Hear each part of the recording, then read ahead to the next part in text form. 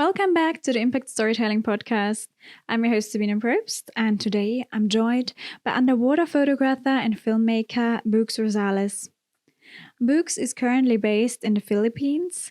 He specializes in filming marine wildlife for natural history and travel programs, with a strong focus on conservation and education. His work has been featured on National Geographic and Discovery Channel, as well as in numerous print and online publications.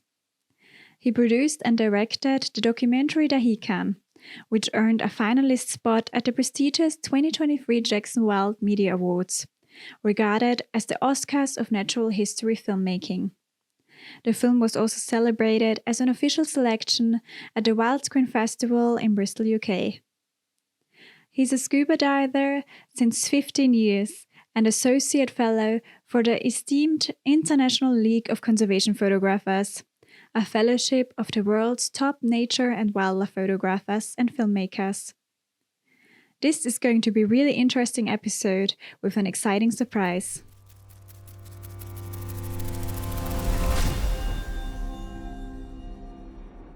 Welcome, Boogs. I'm happy to have you here today. At the beginning of every interview, I like to ask about the career beginnings. When did you decide you want to start a career in underwater filmmaking and photography? Where did your interest in it come from? Well, thanks for having me here, Sabine. I have been a scuba diver longer than I've been a filmmaker. I've only been a filmmaker for the past 5 years or so. And that started with my passion for photography, which I sort of took up around the same time I started scuba diving. And I think it just became the natural progression of things because my motivation for my underwater photography when I was starting out was basically to tell stories, to share with other people what I see underwater. And it just sort of evolved into a different medium as I became more um, competent with photography. I started to take videos as well. And it was also kind of um, in line with just the way technology was moving around that time, which was like the early 2010s when we were starting to get um, video capabilities in mid 2010s. I think we were starting the video capabilities in our SLRs, which made it quite accessible for most hobbyists and enthusiasts to start taking videos as well. And so yeah, and then it grew even further from there. What started as a photography company with a group of partners that I had um, became a production company where we started sort of producing content for um, tourism, for airlines, basically commercial work, which focused mostly on scuba diving and travel. Mm-hmm. Very cool. And did you start creating the films for yourself first, or for your portfolio, or for the company's portfolio? It was kind of mostly a mix, actually. I was I started out doing client work, but I think to get to a level where you can be confident in creating client work, I think it's important that you also shoot for yourself and create material for yourself. So it's kind of a constant learning process for me. That every time I get out to dive, which I do at my own leisure as well, and every time I'm on a dive trip, for example, I'm still taking pictures, I'm still taking videos, and so you sort of just get better at it. And I think what I had to really learn almost from scratch was, I guess, the production side of filming, the whole process of filming, and being a topside cameraman is very different from being an underwater photographer. So that stuff I had to sort of learn just on my own. So did you have no one that was doing the same thing as you wanted to do when you started? Um, it's it's kind of tricky because the way I got into this was because I sort of had a niche in doing underwater work where not many other people were, but at the same time, there's not much other people you can learn from. In terms of filming topside, the great thing about filming is that it's a very collaborative process. So you inadvertently always become part of a team, and it's a team that you can learn from. You can work with directors, you can work with camera operators, you can work with other producers, and you can sort of learn just by being part of that team as well, and exchange best practices, and eventually kind of develop your own habits that you can use for your own filming. So yeah, I was lucky enough to have been hired to be part of larger productions. Oh, it wasn't really large productions then, but then I mean, even just like teams of 10 to 12 people in one crew, for example, where I was starting out taking underwater segments and also drone work when kind of drones were becoming more accessible as well. So even as a drone operator, you would see how other camera operators work within the team, and you can learn a lot from there. And how did you start working on productions for others? Did you have a specific process that worked especially well for different kinds of works, whether TV or commercial? Um, Actually, a lot of it was kind of also just really luck, and again, it's kind of finding your niche. Just because there weren't that many people doing what I was doing and what me and my team could offer then, there was there was a growing demand for drone work and for underwater work because it was a very good way to add production value to your production, right?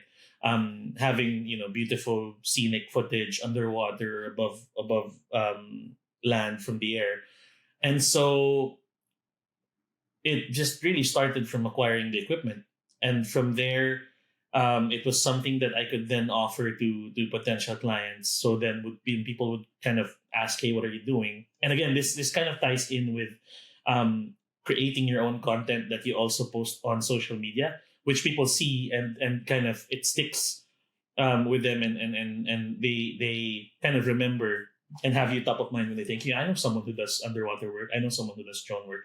And so I was really lucky to get approached actually by a couple of production companies early on who took me in and as part of their crew, and I was able to work with them for several projects, and that's kind of just how the journey began. Nice.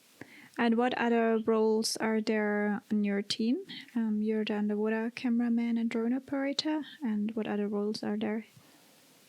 That I fulfill or that I do. You said you have a team in your production company.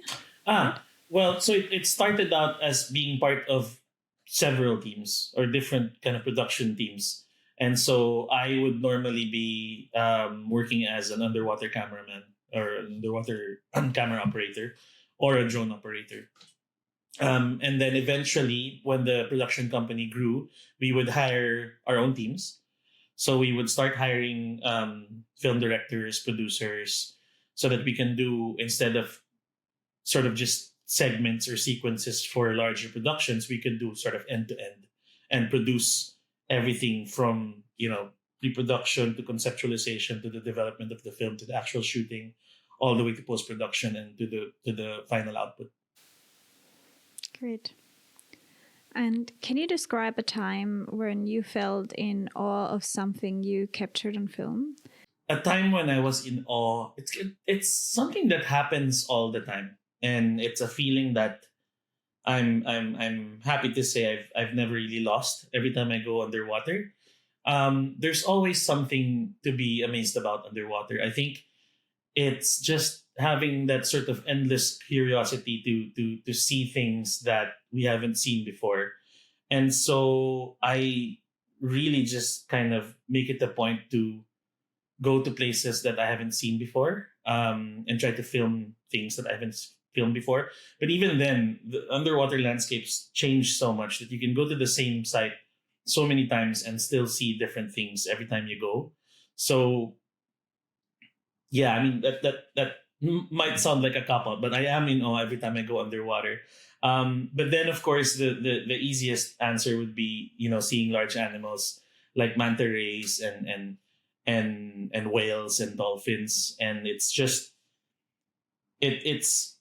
meeting animals like this which kind of puts you in perspective as well. It kind of um, places you it puts you in a place in the world where you know that you're not alone and you're sharing this place with other beings.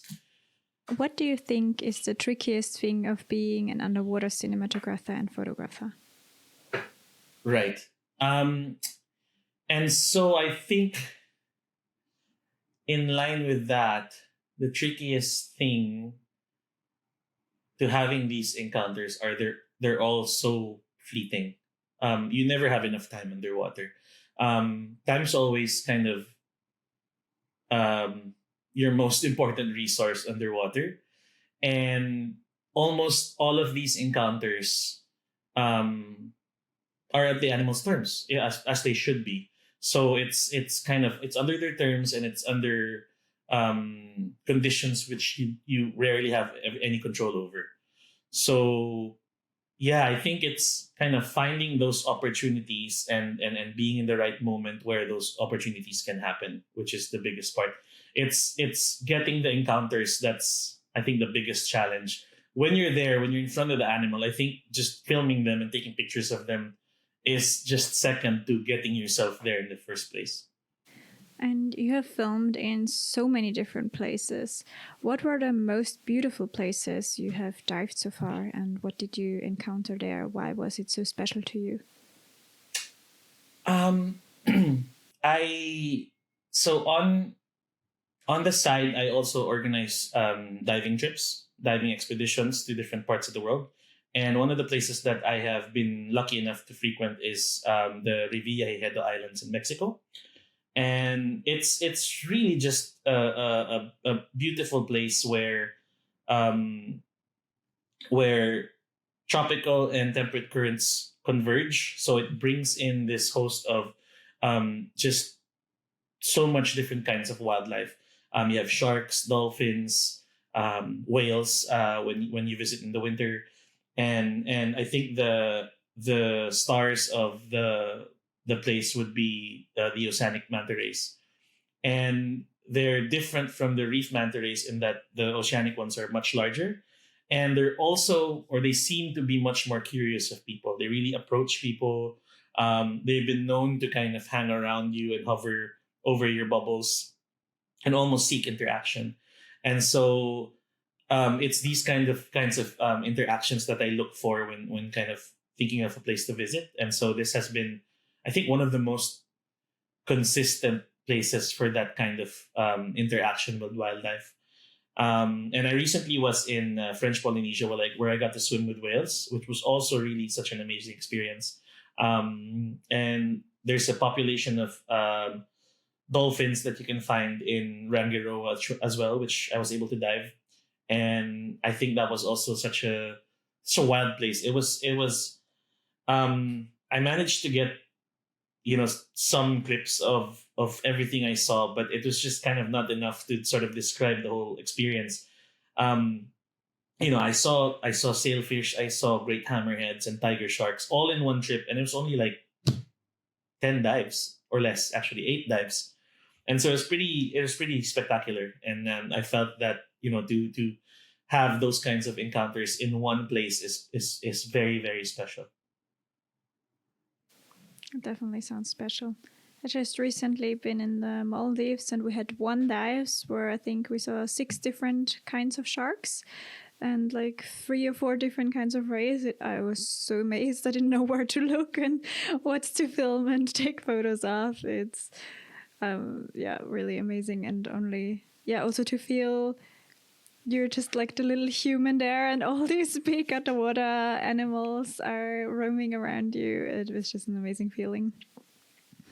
Yeah, it's those kinds of dives, I think, where you don't know where to look, where it's kind of Yeah. hard to translate the experience into film or even into photography. It's just kind of, Yeah. you can show pictures of like one thing, but to describe how everything's happening all at once, I think that's something that might be unique to filmmaking as opposed to still photography, where you Mhm. could kind of tell a more complete story in that sense. Yeah.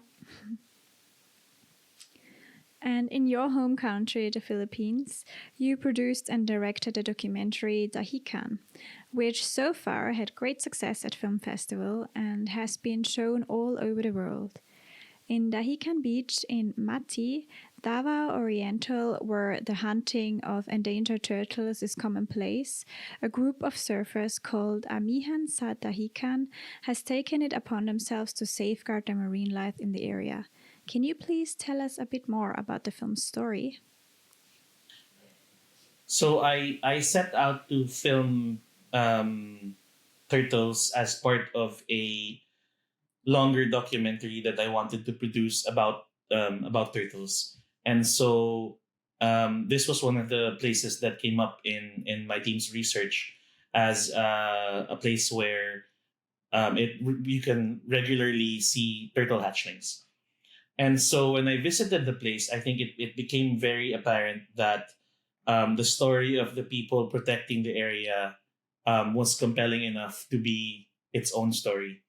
And when I met the family of Amihan, I think I was really inspired by just the dedication that they had and the commitment that they had to educating the local community about the value and the importance of turtles, which I think isn't like even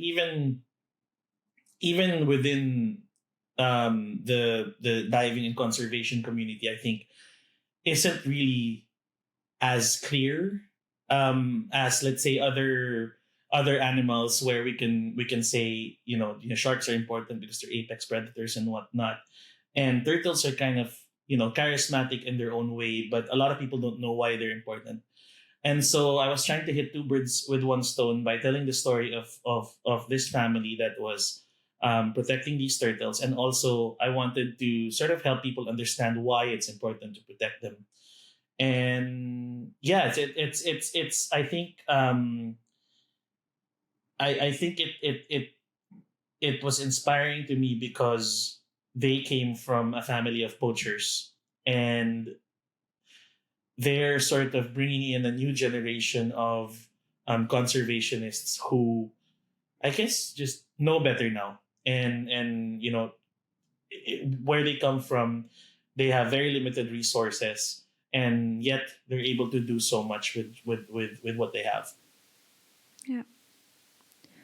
And for people who don't know how turtles can be endangered, what are the problems that turtles are facing? So as with every ocean related problem, it's all multifaceted. There's poaching, there's bycatch, there's pollution, and turtles are just as susceptible to all of those issues as any wildlife, and particularly with plastic pollution, because there's no way for a turtle to um, sort of eject any plastic that ingests. So it can only ingest a certain amount of plastic before it becomes lethal to them. And it kind of just gets stuck in their gullet or in their intestinal tract, where we've seen a lot of stories like this, and it's actually uh, the turtles have become sort of a poster child for plastic pollution. Whenever we think of using plastic straws, kind of turtles are kind of made to be the example of animals that are susceptible to this kind of pollution. And I think it's important um, that the message is again like accompanied by education as to why turtles matter, because then otherwise we're just telling people to save the turtles without giving them kind of the motivation to do so, apart from just kind of empathy towards the animals, right? But yeah, as with any large animal, they're very important to the ecosystem because depending on the species, green turtles are sort of gardeners. that promote seagrass growth, which are very important carbon sinks. And hawksbill turtles kind of trim algae and um, also feed on damaged coral, sort of also keeping the ecosystem healthy in that sense. So they all have very important ecological functions, and so yeah, I think it's important that people are aware of that and how to protect them as well by preventing the worsening of ocean related issues like pollution and poaching and overfishing. What were the challenges and highlights of making this film for you? Well, the biggest challenge I think was shared by many millions of others, which was the global pandemic.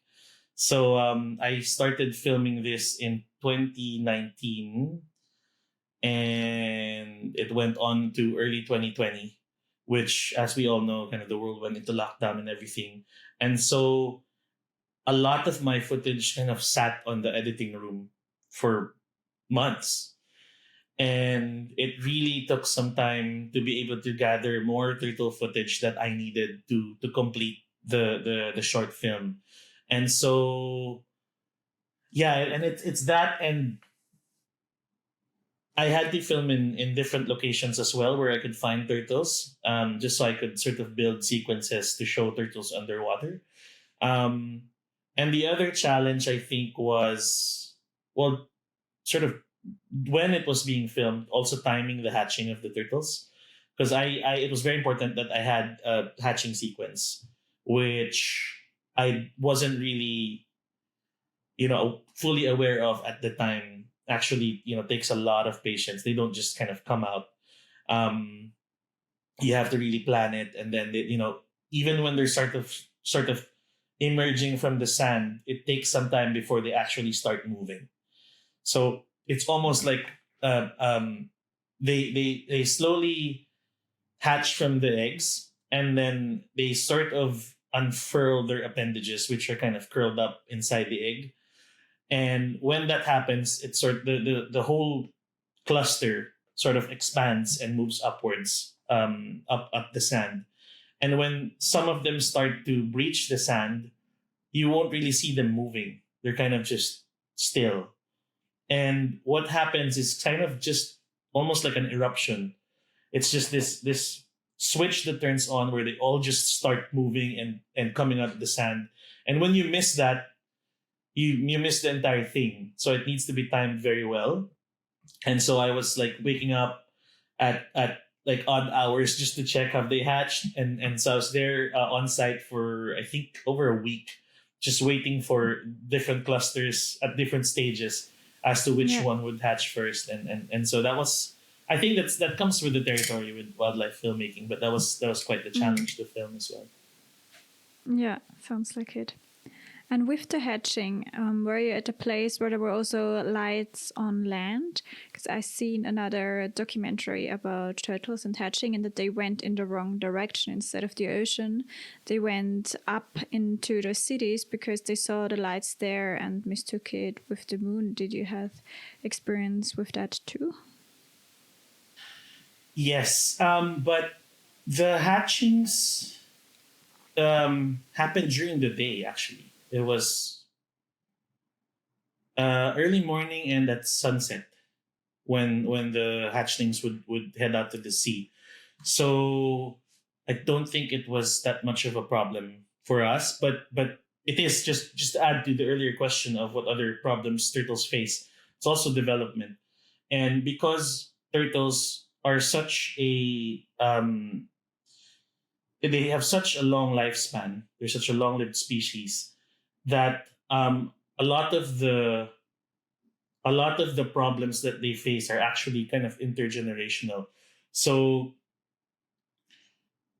the problems that the turtles now will face are overdevelopment in the beaches where they hatched. So we all know that they return to the beaches where they hatched, right? And there have been a lot of stories as well of turtles coming back to the beaches that were now airports, or resorts or just really busy areas where they can't really lay eggs anymore. And so yeah, it's just like they're really a barometer of kind of nature's or kind of the state of the environment. And they're also susceptible to climate change, in that they have a temperature determined. I don't know if I'm making the right terms, but they have temperature determined sex. So if the sand in which they are, where their eggs are hatched from, is too warm, then there can be a point in time where all eggs will be females, which obviously is going to be a problem, right? But since it's kind of when it's warmer, it becomes females, and it's when it's cooler, when the temperature is cooler, but only like a couple degrees, they turn out to be males. Um, and so imagine if the global temperatures rise just by a few degrees, there can be a point in time where they just get completely wiped out in one last generation, right? So yeah, so overdevelopment is going back to your question. Overdevelopment is a problem for them, and they're always competing with sort of nesting sites and sites that are being developed. And one such example is actually Dahican Beach, where I did the film, where it's been sort of slated for developing tourism as well in that area. For the turtle eggs, what if the turtles would dig deeper so the sand is cooler down there? Or are sometimes volunteers maybe trying to help there? And if a human would interact there, would that be bad for the turtle? I guess you shouldn't really interfere there too much, especially when the mother is there. It is being done actually. In Dahican Beach, for example, what the group there has been doing under the supervision of the environmental ministry is that they've been relocating the nests, sort of right after the egg clutch is laid. They relocate it to a sort of more protected area, which is not prone to erosion of the sand, or they where they can't be dug up by dogs or other wildlife.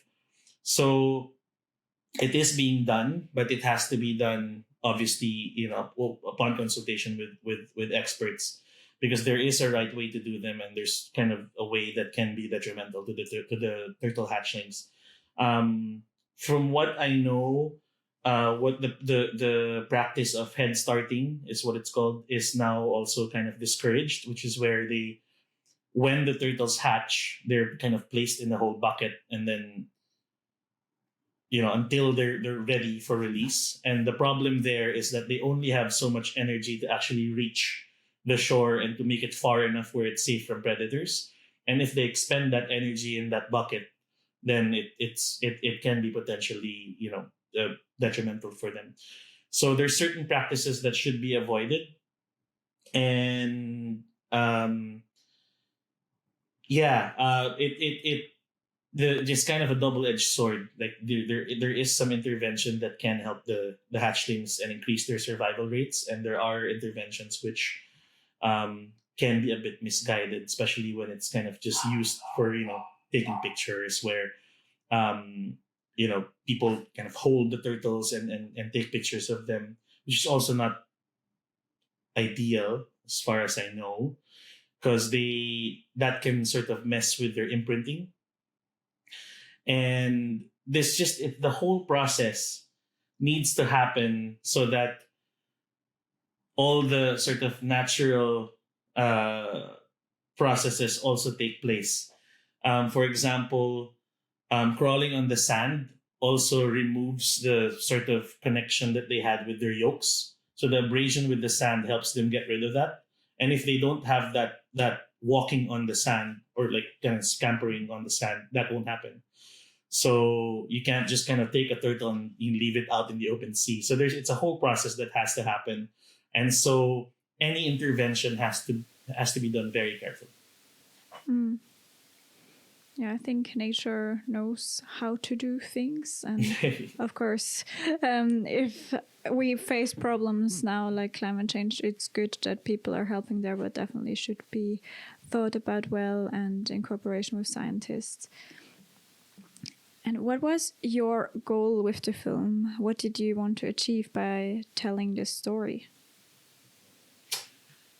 Huh. Well,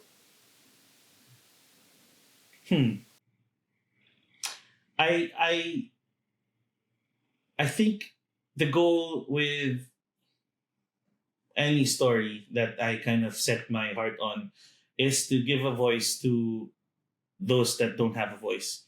In this case, it was the turtles and also the Amihan group, whose efforts were kind of largely unnoticed outside of the community that they were a part of, and so I think it helps empower them to know that more people know about their efforts.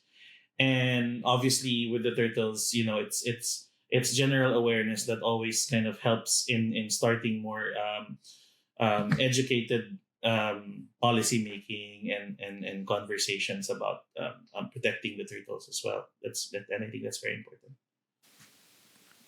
And you're now also planning screenings in the Philippines. What is important for you with these screenings? I think just as I said earlier, I think it's very important that conservation efforts eventually translate into policy. And I think there's more impact if uh, those efforts are sort of done at the local level. And yeah, I think there's more impact to be made when a story like this is is made known locally. And I think that the groups like Amihans and Dahican can benefit from more support locally, most especially. And it's kind of the irony of things is that it's been through all these film fests, which kind of help in telling the story, but have little direct impact to the efforts that are being done in the community. Apart from obviously, any support that I can generate locally here to help out the group financially or with their struggles with local politics, for example. And yeah, and I think one of my advocacies now is kind of trying to find a platform for stories like this locally because there really isn't one apart from online where I think sort of attention spans are too short to be able to tell narratives like this, even if it's a short film of only 12 minutes. I think there's not enough space for it online, and there's more value to be had in it being shown in front of younger audiences and students and people in the area, for example, who they need the most of their support from. So are you trying to get the film into schools then as well, besides the screening that you're planning? Eventually, that's what I'm working on. Yes, I would love for the film to be shown to students so that more people can appreciate. I mean, a lot of Filipinos will never get to see a turtle, I think, and so if it's not even kind of in your sphere of conscience, consciousness rather, I think protecting these things is always going to be like just an afterthought.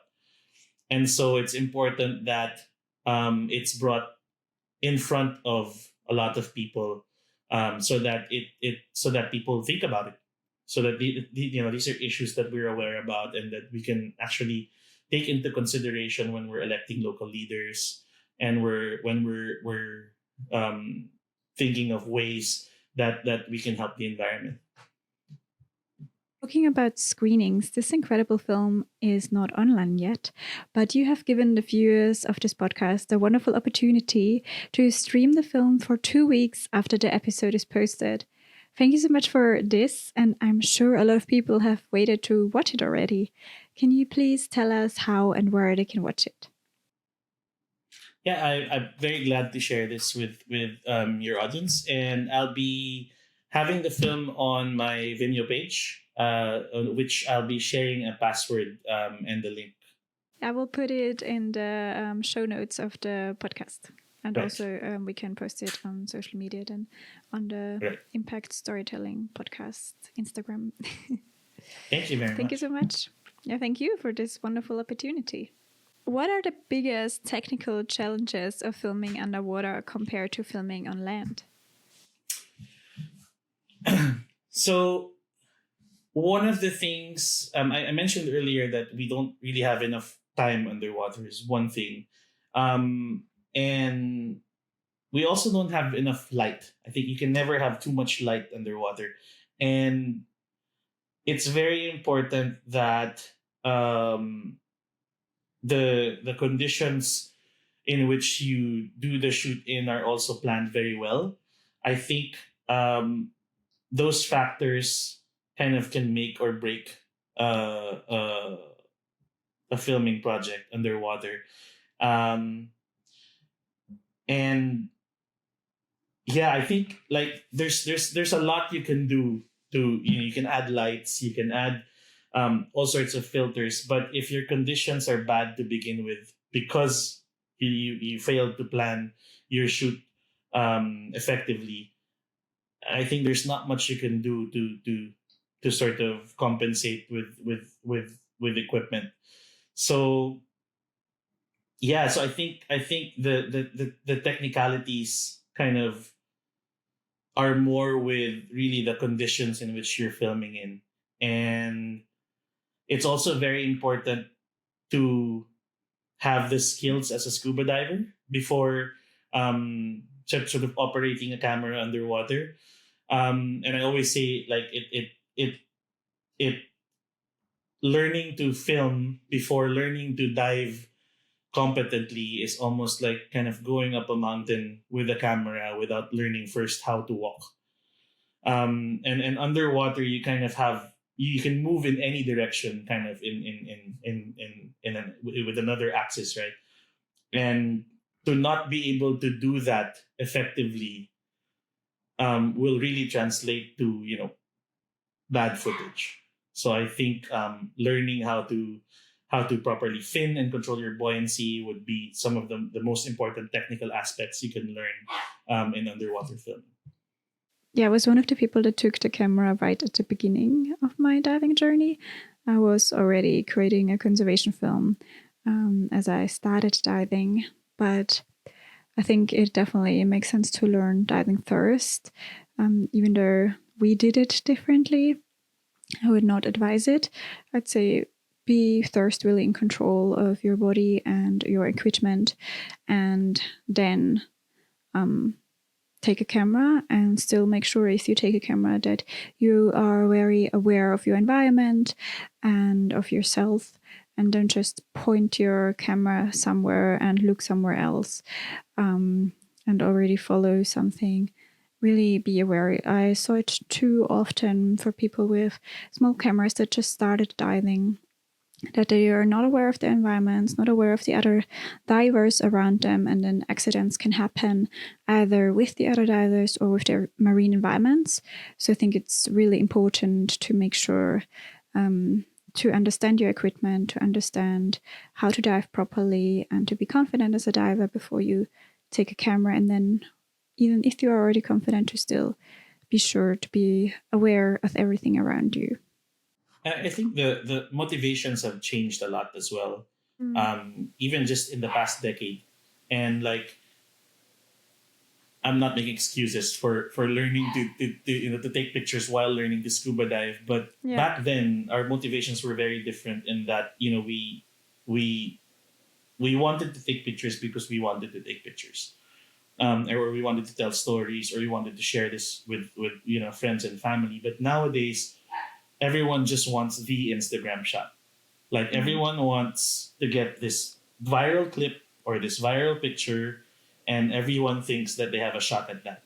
And I think that's a very dangerous sort of mindset to have, Yeah. because you have then millions of people competing with subjects, competing with one another to get certain angles, and kind of going going beyond what their abilities allow them to, just to take a picture. And it's dangerous as well, because it's how people get into accidents. You have people falling Yeah, off it's cliffs true. because they want to take a selfie at the edge, or have this really nice wedding Mm. picture on top of on the edge of a mountain. So it's the same underwater. People want to have that picture with the tiger shark, and kind of don't Mm. realize the dangers of filming wildlife. Yeah, So definitely. times kind of have changed a bit, Mm. just because Yeah, of social media and craziness of it all. it's true. Yeah, back when I started, I was already doing a conservation film, but yeah, definitely there are a lot of people that also go too deep for the footage they want to take, just for social media, or yeah, don't take care very well, as you said, with the example of the tiger shark. But let's go to the equipment. What equipment do you use for underwater? What are your go-to cameras and lenses? What housings do you use? What lights? So I have my Sony Alpha One, which I'm using now for this interview, which I also take with me underwater. I really really love this camera, just because I think it can take very good photos and very good videos as well. I think it's a very underrated video camera.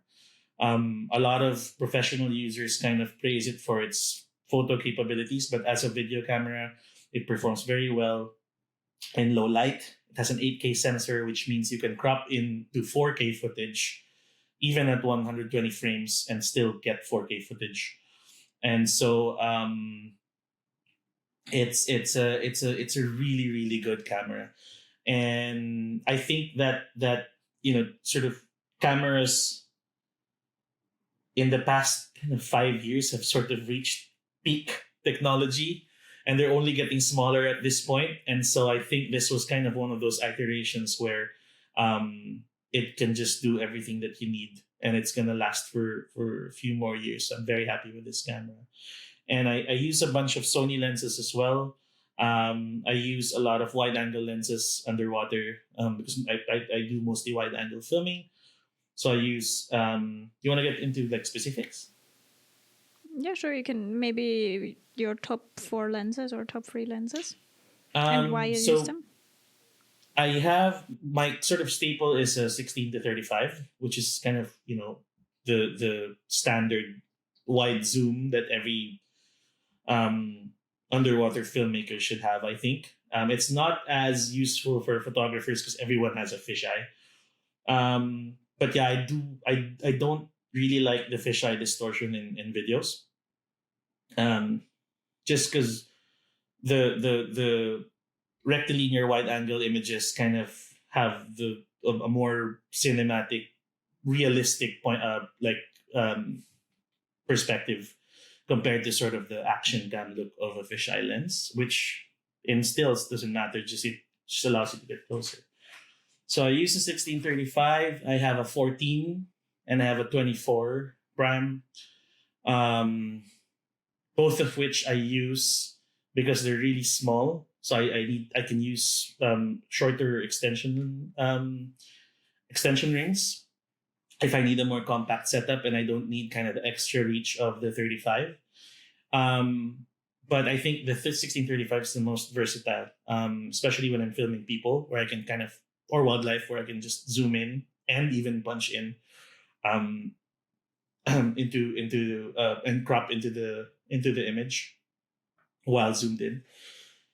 And for macro stuff, I have the 90 millimeter macro of Sony as well, which used to be a very sluggish lens. I had it with the A7 R2, and it was a very slow lens. Like it somehow kind of didn't work as well with older bodies, and now with the Alpha One, it's just it focuses very fast. It's very snappy. So I use it for all my macro work, which I don't do nearly as much as my wide work, but it's the only macro lens I own right now.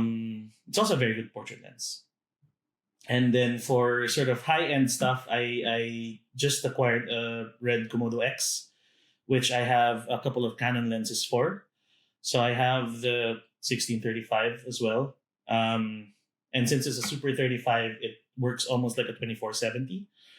And then I have an 1124, which then acts almost like a 1635 full frame equivalent. Mm-hmm. And do you take the red underwater too? Yes. The Sony is in a C-cam housing, and then the red is in a Nauticam housing. Yeah, I wish I had the same housing, except I didn't have an option for well, I didn't really think about it when because I had the Sony first, and obviously I don't have the option to kind of use the same ports that I have with the C-cam, because there isn't a C-cam housing for any cinema cameras, and Nauticam makes really great housings. So, yeah, both brands are probably gonna disown me for this, but they do make very good housings. And yeah, I'm really happy with the red housing as well. It's built very well, and you know, it's sort of a safe investment for the red. Unfortunately, I can't share ports between the two systems. Yeah. So yeah, I didn't really think about that.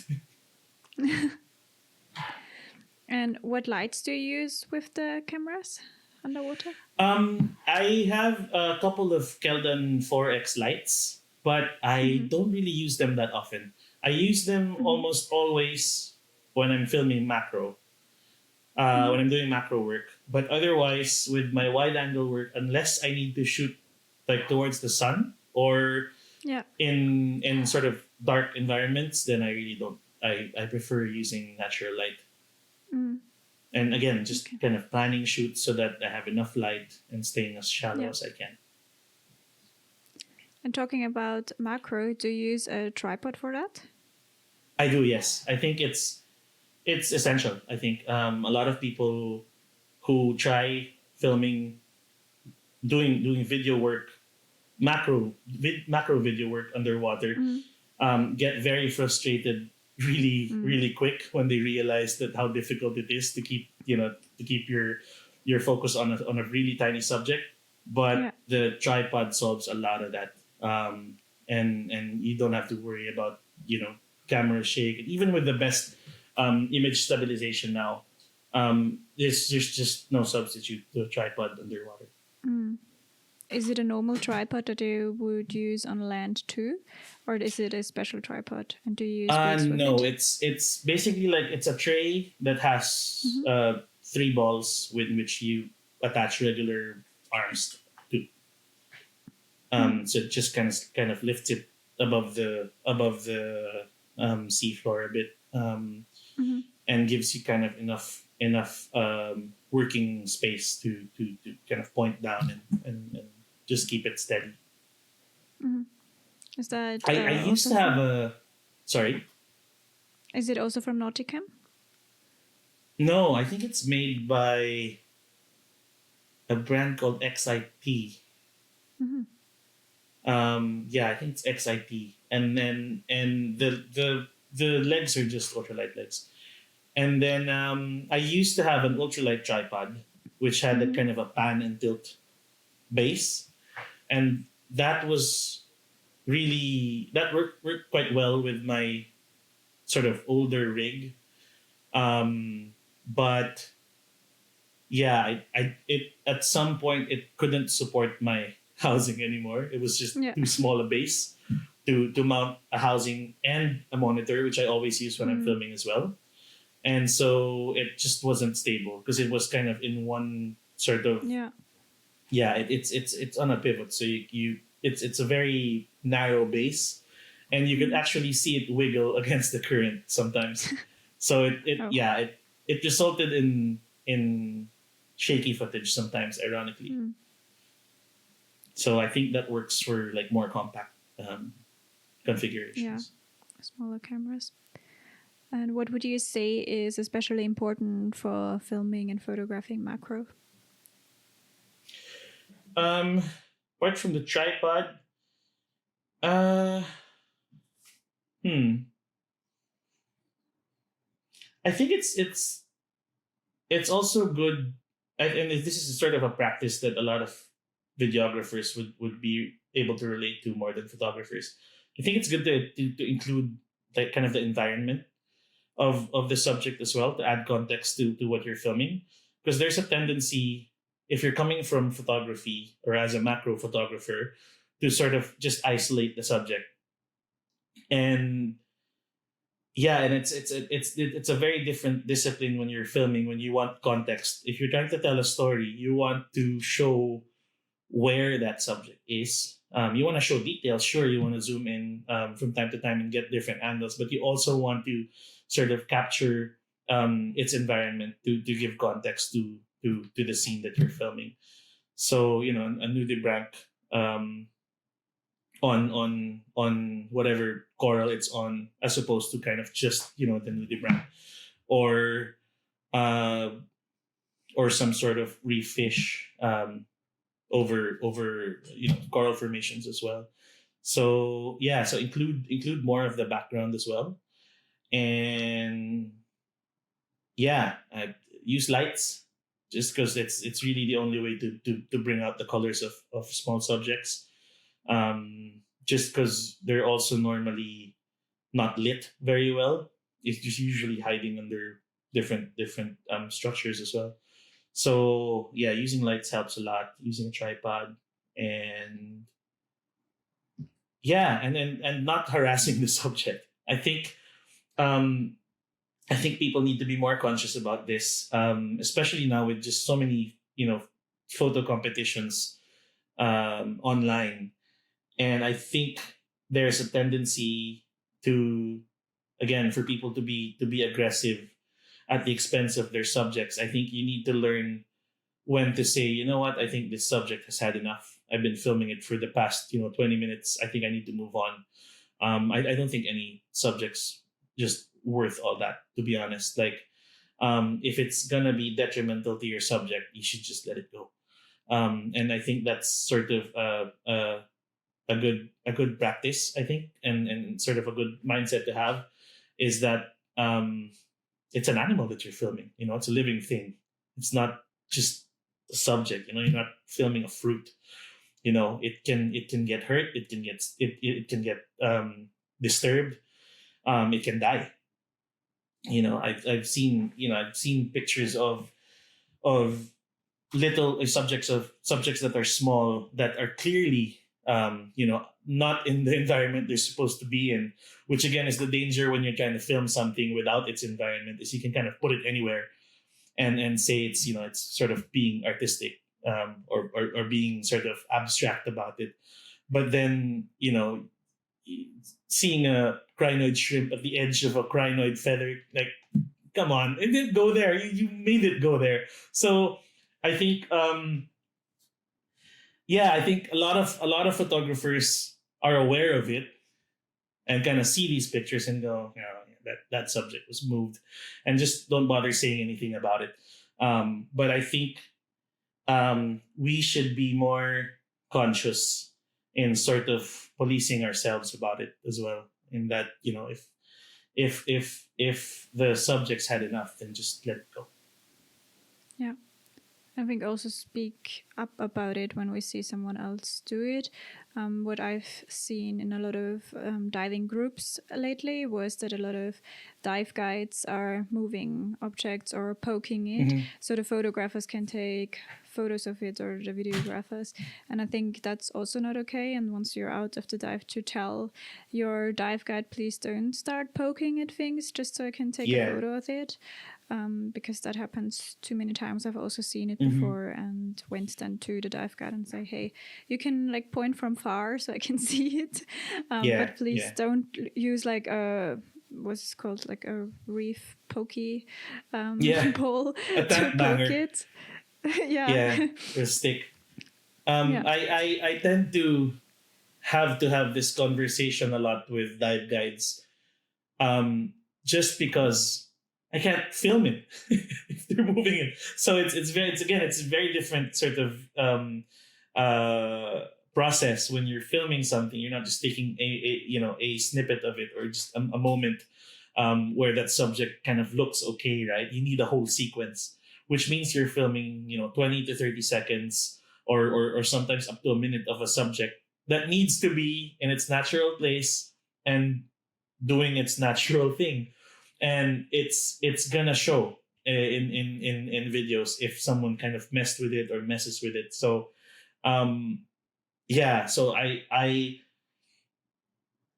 guess I've been sort of also forced to not have to manipulate kind of the environment for a subject just because I can't. So you as a filmmaker, you kind of are forced to be just more patient into getting a subject into a position that would be good to film, and you just have to wait. You have to approach it calmly, not stir up any of the bottom.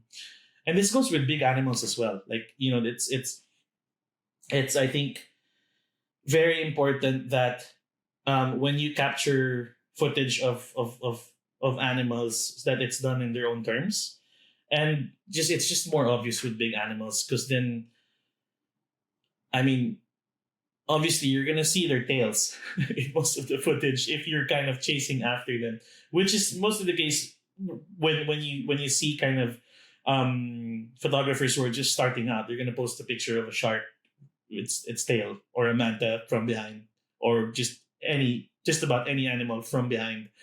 And what you want is to have the animal facing you. And that doesn't mean kind of going ahead of the animal and kind of trying to um, kind of trying to intercept it.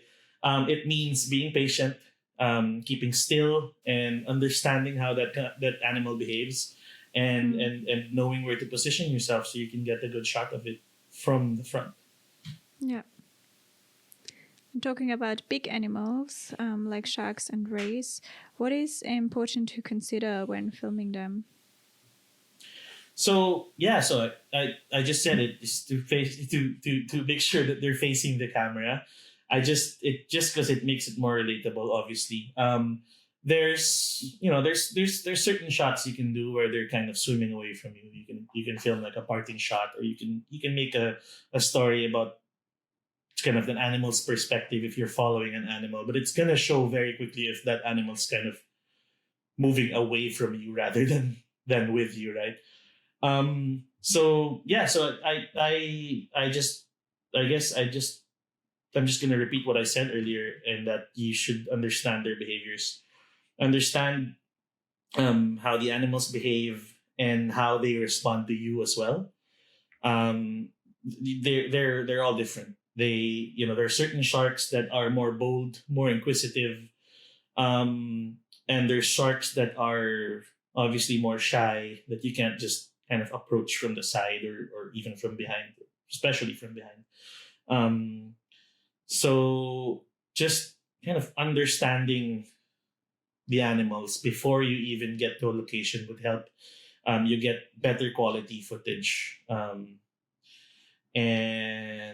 And yeah, again, as much as possible, try to research about the conditions, research about weather, so that you have conditions to your favor, just to make things even easier for you when you're looking for wildlife.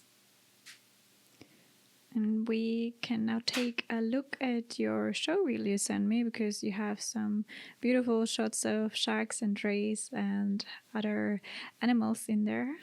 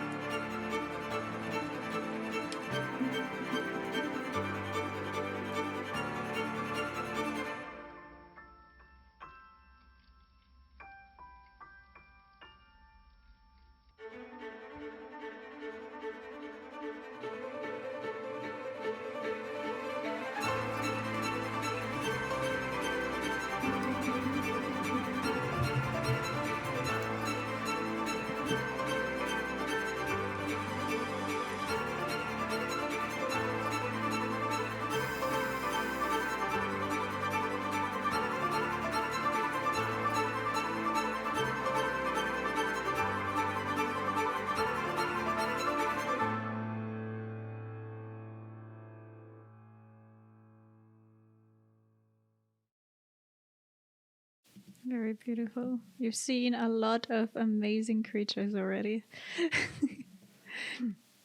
But a lot of amazing memories. I've been lucky. Thank you. Yeah. But you have captured them beautifully, and that was not just luck, that was talent. Thank you so much. And what color profile do you use when you film underwater? Actually, I've been asked this quite a bit, and I usually get surprised looks when I talk to camera operators. I don't use one. Actually, yeah, yeah. So I have my picture profiles off. I do use log profiles when I'm on land, when I'm filming on land, just so I have more latitude for grading. But I find that um, so there's I either edit my own footage or I have an editor that I work with, right?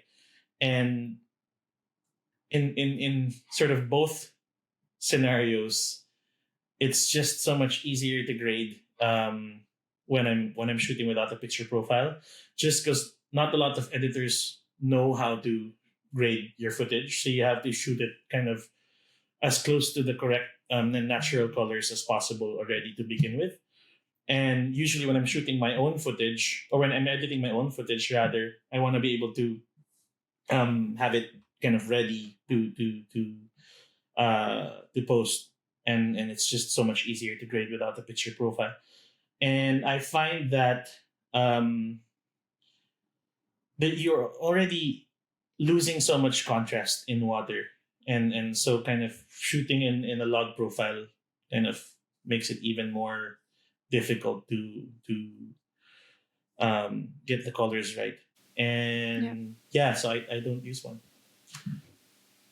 I've recently talked with a colleague, and he showed me some footage. He was like, "It looks like there is a picture profile on it." I'm like, "No, you're just far away, and there is a lot of like plankton flying around, so it's not."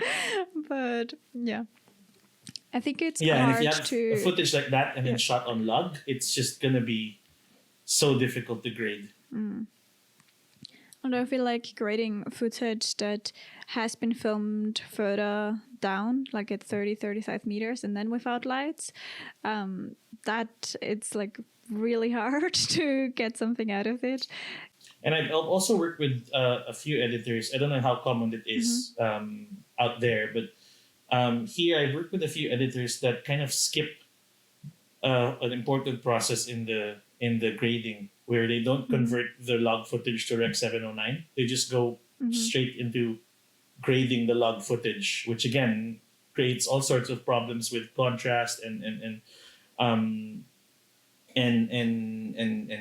getting the right exposure when you're doing that with underwater footage. So I think there's just less room for error when you're doing when you're filming in like kind of a natural profile. That's assuming you get the white balance correct. Yeah. Do you have like a white card or something with you to set the white balance underwater? I don't actually. I use I use the sand. I use the sand or my body's tank or my palm. So it's kind of I really wing it, to be honest.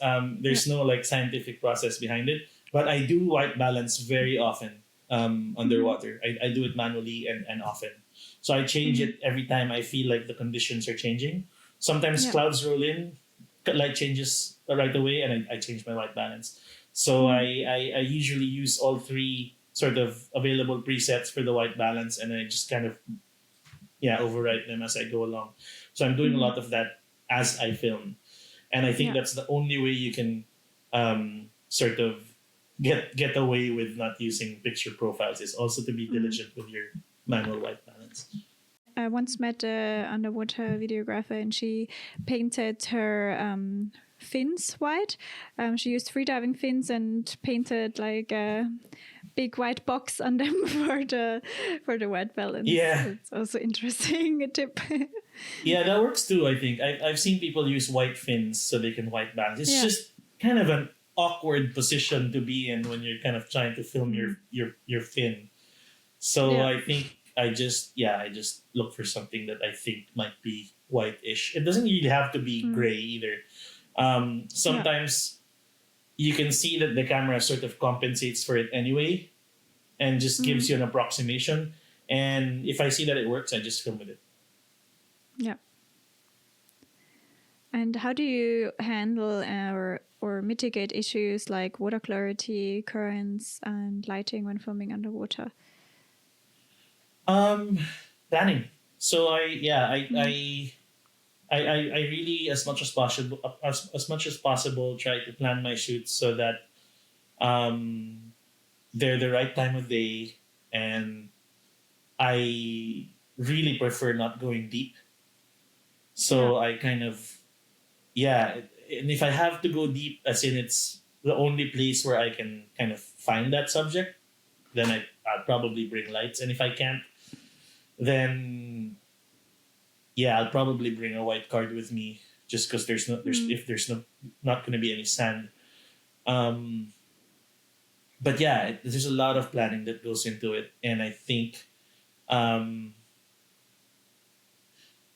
one of the things that I kind of practice is that when I think that the conditions are not going to be favorable, where I'm just going to be producing like crappy footage from that situation, then I just don't Mm. bother. Yeah. So so if I'm told like, okay, you need to film in this situation and you film this and that, you kind of just have to tell your client, this is how it's gonna look. So you're Mm. gonna have to manage expectation. And if you're in control of the production, which I am sometimes, I just really kind of plan it for another day if I know it's gonna be Yeah. bad. Yeah. How do you bring out emotion and tell a story in environments where the setting and subject are so different from what most people know? Um, hmm,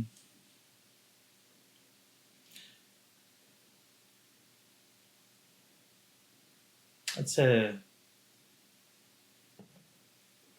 good question. I I always try to find something that the viewer can relate with. Um, I try to relate it with something, and I attended a talk very recently Mm-hmm. in Wildscreen actually that talked a lot Mm-hmm. about I forget who it was. Should probably put his name out here just so I don't or her name just so I don't misquote. But there was some mention about anthropomorphism and how we Mm-hmm. tend to attribute human qualities to certain animals, and how that in itself is actually a very human thing, and it's not entirely bad Mm-hmm. because it allows us to find um, something that we can relate with. And so I tend to see animals as also characters.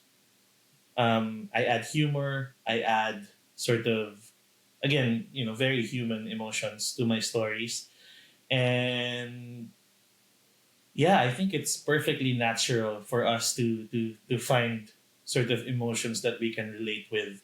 It's Mm-hmm. just how we interact with our environment as well. Obviously, there's anthropomorphizing animals can be problematic um, in certain aspects. But like if you want to have empathy for an animal, you also have to understand that that's just how we process emotions as well. Is kind of put Mm-hmm. ourselves in that you know animal's shoes or Yeah. fins. And how do you approach filming in sensitive marine environments? Sensitive how? Well, I guess all marine environments are somehow sensitive that you shouldn't like touch much. Like if you surrounded by corals and you want to do a macro shot, how do you set your tripod down so you don't touch anything? Um, I'm trying to think of like actual examples. I had a Mm-hmm. recent project where I was with a group of scientists from Columbia University. We were filming Mm-hmm. cuttlefish. Mm-hmm. So they were studying the behaviors of cuttlefish, particularly their camouflage behavior Mm-hmm. um, here in the Philippines in Anilao in Batangas, and it's very hard to find cuttlefish, especially dwarf cuttlefish, which are usually kind of under rocks and stuff. Mm-hmm. And I think the only way that we were able to pull it off was we had again the guidance of scientists and kind of knowing um, what stresses the animal out and what's kind of too much for an animal to handle. So we Mm-hmm. were kind of consulting with them as to kind of how to you know um, film these animals where it's still kind of in their natural environment, but also not kind of disturb them too much, which is almost kind of impossible when you're looking for animals within rubble. So we were kind of sifting through rubble and everything. Um, this was part of the research as well. Uh, it was kind of trying to understand the environments that they're in. I think again it just comes down to like planning and talking to your team about it and like openly discussing like okay what can we do and like what are the things that we should avoid. And so I think it's important that all of these parameters are communicated at the beginning of the shoot, just so that no one's kind of going like crossing any lines that you shouldn't cross in terms of kind of potentially harming the environment. So you can agree with your team or kind of set rules, I guess, for Mm-hmm. the shoot that okay we can film, we can kind of um, look for the animals in this environment, but we shouldn't touch, we shouldn't mess with this or that.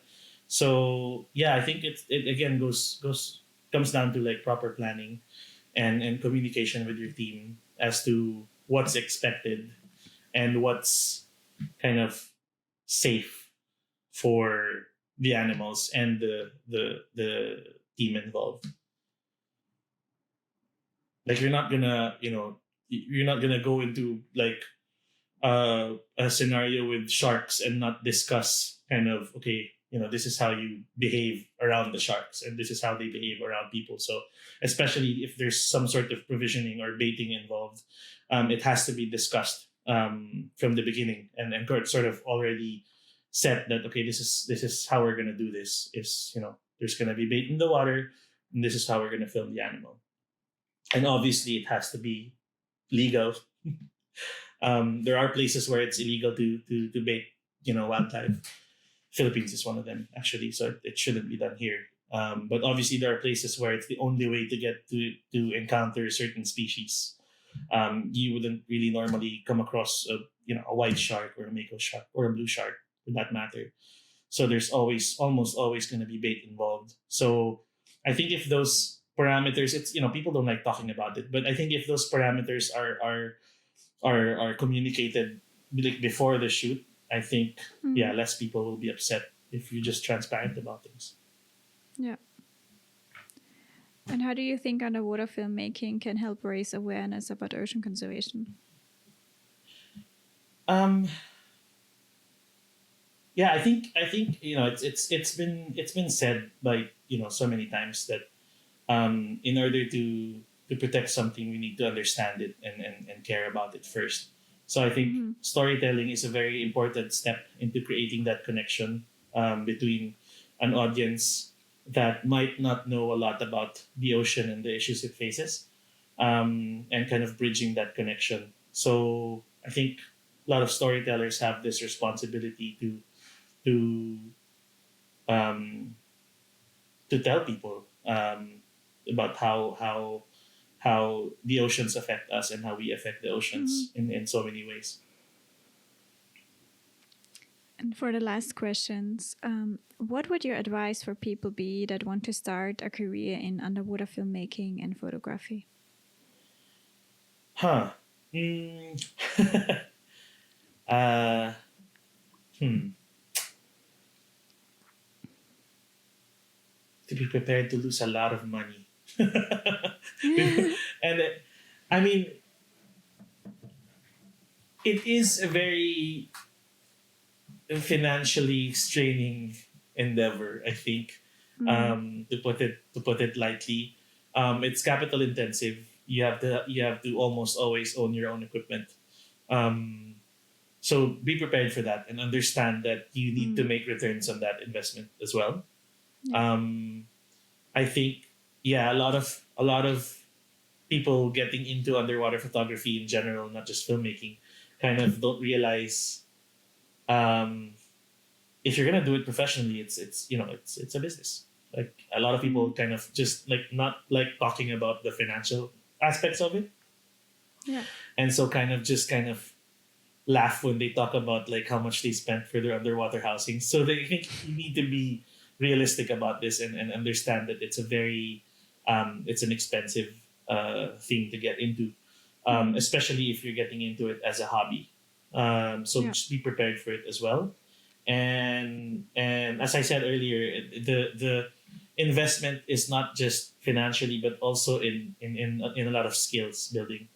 So you have to be competent but diverse so as not to affect the environments that you go Mm. into. It's very important that you're conscious and you I think the reason why I think I am able to talk about certain things that might be controversial to some people is because I try and sort of check myself every once in a Mm. while. Am I doing things right? Is this the best way to go about things? And I think one of the most important traits you can have as a scuba diver, not just a filmmaker, is just sort of that kind of self awareness and just checking yourself constantly. Are my skills Mm. enough for this? Am I biting off more than I can chew? Is this something that I am capable of doing? And yeah, and then I think if you get all of that out of the way, then you can focus on creating. Then it Mm. becomes a more creative endeavor where you can focus on just telling a story. Otherwise, all Yeah. of that will get in the way. And that's Mm. not to say that it's um, kind of really important that you have the right equipment and everything. But I also think that a lot of that should be an extension of you.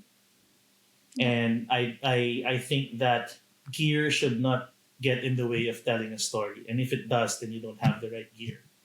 I think that's Mm. just the reality of it. So yeah, so just be prepared for sort of the investments in time and money and equipment. Yeah. And it can also be a very emotionally draining um, endeavor, just because you see a lot of Mm. things that a lot of people really don't want to see as well. Mm. So you have to kind of be prepared mentally for that as well. Yeah. And also, if you're starting out and you're going with groups, that you probably won't have the time to stay as long as you want Yeah, with every animal. Because if you go with groups, they're just going, and you need to also check where your body is and where the group is. And it's probably not likely that you are allowed to stay somewhere for yeah, 20 and minutes. and and a lot of underwater photographers also forget that you're not the only one with a camera in a group most Yeah. of the time. Um, I tend to kind of fall back from the group if I'm with a kind of mixed group, which I do Yeah. still dive with some from time to time. Mm. But when I'm with a mixed group, I kind of tend to let everyone go first, Yeah. um, just so I can kind of take my time afterwards. But otherwise, if if I can't be bothered by kind of going around and falling in line for a subject, um, then I just do what I can with the amount of time I'm given. So Mm, again, it's just a matter of kind of checking yourself, and I think I've spent too much time on this subject. I think someone else wants to yeah. take a picture, or right before you go after a subject, just ask yourself, am I being that person in that group right now that's going to chase this animal away for everyone else to not Yeah. see? So yeah, I think that all kind of mixes in with ties in with what I was saying earlier about just checking yourself Yeah. often. I'm communicating with the group before that, hey, I'm going to Hmm. be a bit slower. Is that okay for you? Or is there another group where everyone likes to go slow? And yeah, just talking with your group, because if they are Hmm. just all going really slow and you're behind and they forget that you're even there, Yeah, that's also not nice if they then have to go look for you or you have to go look for yeah, them. yeah. Especially if you're So yeah. somewhere remote where you don't want to be Yeah. left behind. So yeah, Yeah. Or if there's a lot of current and they don't know if you just got swept away or if you're still there somewhere. So yeah, communication yeah, and adjust your expectations. exactly.